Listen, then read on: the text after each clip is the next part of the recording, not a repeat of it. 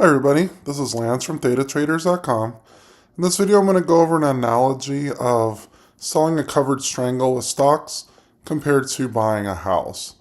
So covered strangle seems like it's a fairly difficult concept, but it is pretty straightforward. It's essentially two different trades that you're doing at the same time. With this house analogy, I hope it'll make it a lot more strangles and comparison to houses. So imagine that you're in a business of buying a house at a discount, and then you also rent them out for extra income, with the option to sell for a profit later.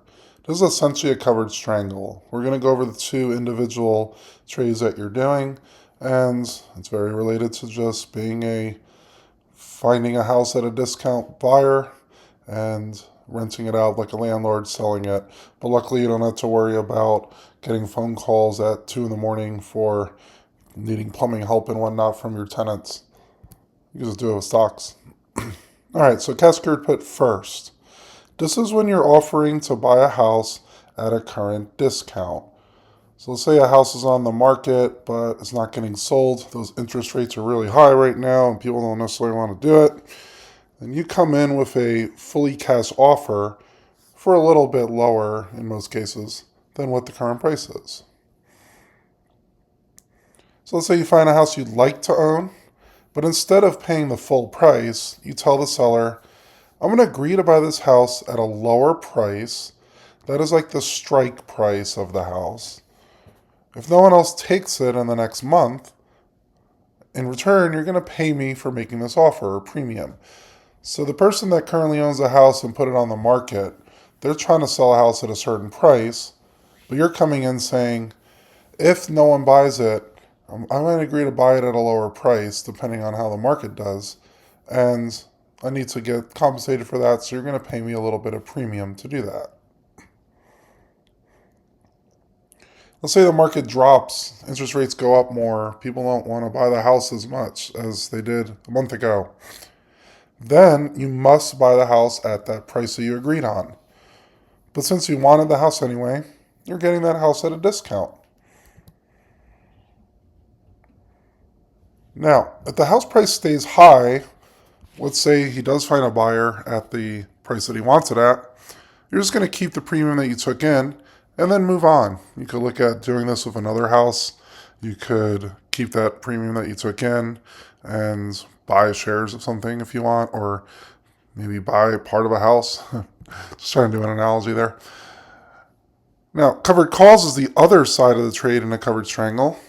This is essentially when you have a house already, you're renting the house with an option to actually sell the house to the tenant that's living in the house. So let's say you did get the house at that lower price. Then you're going to decide to rent it out, but with a little twist. I'm going to let a renter live here and give them the option to buy the house from me at a set price. That'll be your strike price that you're agreeing to. And then let's say you're doing it within the next month. In exchange, they're going to pay me extra rent or premium while they live there. Maybe they're trying to get their finances in order to have enough money to buy the house, and they're just renting it for now. And you could just keep collecting that rent premium while they might eventually buy the house at a set price. So let's say the house's value doesn't really rise much, or let's say the renter in this case doesn't have the funding to buy the house at the price you agreed to. You're just going to keep collecting rent or premium, and you still own the house. You just do this over and over again. Now let's say the house's value skyrockets. They're building a new Starbucks nearby, and everyone wants to live there because they love Starbucks. The renter could then exercise their option. So they're essentially going to take their rental agreement. They're going to say, oh, now I'm ready to buy the house at the price that you agreed to. And then you would make a profit based on where you sold the house at compared to where you bought the house at. So let's look at an example of actual numbers here.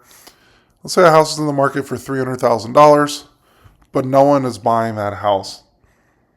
By doing a cash secured put, You might agree to buy the house for a little bit less, say $290,000. Again, agreeing to buy it. There's no other buyers right now at that $300,000 price.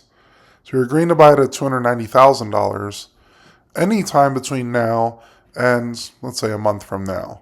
By doing that, you're essentially selling a put on a stock. And then let's say you take in $1,000.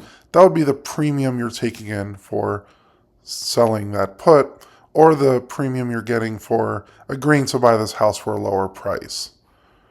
Now, let's say the market completely tumbles, the Starbucks decides they're not going to actually move there, and no one wants to live there anymore, and the prices of everything drop.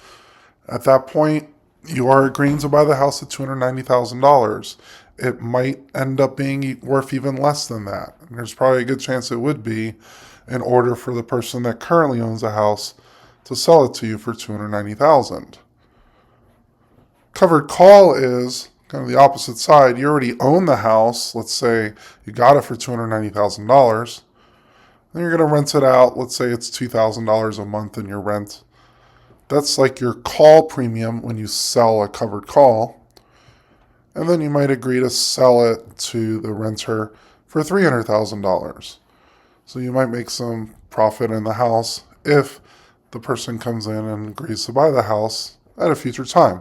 It may not necessarily happen right away. The value of the house will have to change of some sort. But that's some of the things that you're doing when you're being a landlord and also looking to buy houses at a discount. So when you're doing a covered strangle, you're essentially doing both of these at the same time, and you're doing them with two identical houses. Because if you're doing it with stock, you're doing it with the same stock. You're agreeing to buy one house at a discount, and you already own a house, identical one in this case, and you're going to rent it out and agree to sell it at a higher price.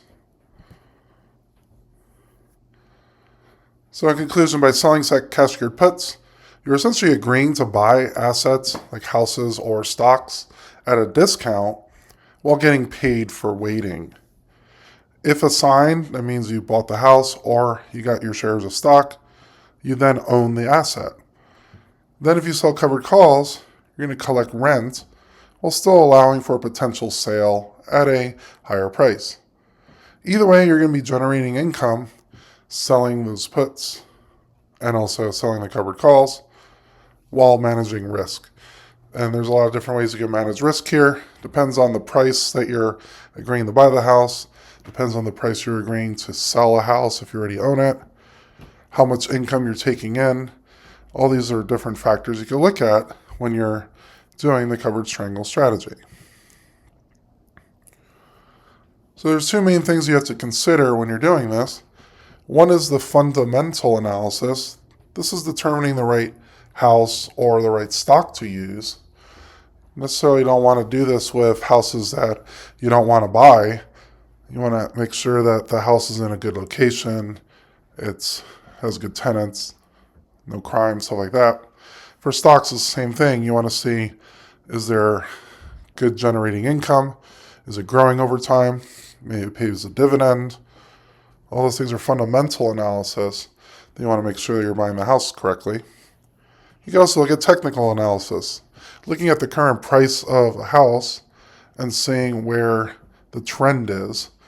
Let's say you're in a location where there's a lot of people moving into that area, that house will probably be worth more. And then also, when you want to buy the house, you might want to buy it when it's at a certain low point. Maybe in a certain place, the houses are not doing as well, but you think that they can recover over time. That'd be more technical analysis. So this is one of the things that I do at datatraders.com. I'll do fundamental analysis on different stocks, trying to find the best location to do this with houses or the best stocks to actually do this with. And then I also look at the technical analysis, looking at where I should be selling my strike prices, what price should I be, buying a house or agreeing to buy a house or selling a house. And we're doing this with 9 different positions right now. So if you're interested, check on datatraders.com. I do this in the consistent passive profits and the safeguard trade strategies. For memberships, those are both lifetime access, so you can always ask me questions as you have them based on what price should I sell my house at, or what strike price should I sell my covered call cash group put at. So if you're interested, click the link in the description down below, and I'll see you guys in the next video.